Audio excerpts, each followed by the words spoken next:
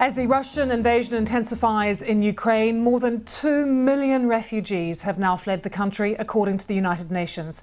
Ukrainian officials say humanitarian corridors have now opened to evacuate civilians from 5 key cities.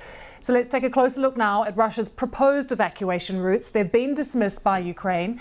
4 of the suggested safe corridors go to the east, to Russia or to Belarus. The other 2 routes take those fleeing further into Ukraine.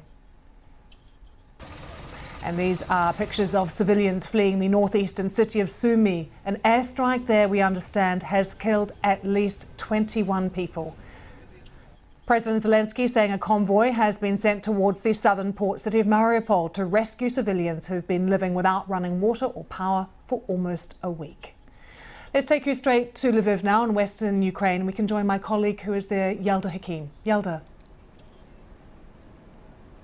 Lucy, thank you. And we're almost 2 weeks into this conflict and 2 weeks of absolute desperation for the civilians of this country. The number of civilians being killed continues to rise. You mentioned there Sumy in the northeast of the country. Overnight, we've heard dozens of civilians being killed there, including children. There are other parts of this country, like in the south, Mariupol, where people are desperately trying to evacuate, but those humanitarian corridors have not yet been set up. And we've also heard the defiance of President Zelensky. He's continued to come out, give addresses day in, day out. And yesterday we saw him come out of his office to say he's not afraid and that he will continue to fight. Sean Dilley has the latest.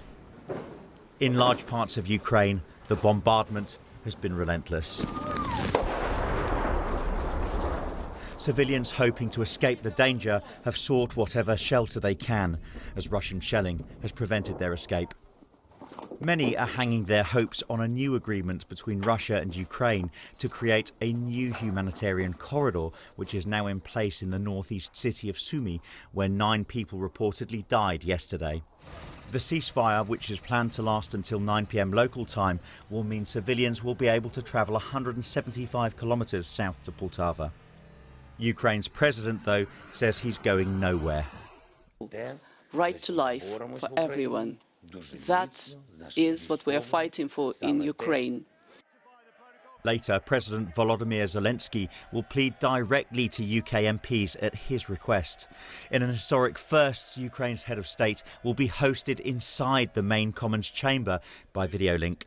He's expected to ask UK lawmakers to do more to help, as the UN believes the number of those fleeing the embattled country will hit 2 million today or tomorrow. So far, the UK government says it's granted visas to 300 refugees, but its defence minister says the process needs to be sped up.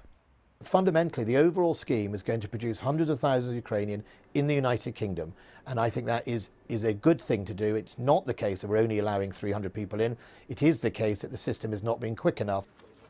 But while the muzzle cracks and shelling have temporarily stopped in some areas, the economic war rages. IBM is the latest tech giant to pull out of Russia, and a new law to make it easier to sanction oligarchs has passed its first stage in the UK Parliament last night. Meanwhile, the United States says it's exploring a potential ban on Russian oil, but Russia says it would consider closing its gas pipe to Germany in response. This, however, is an unlikely scenario, with Germany and the Netherlands rejecting the idea.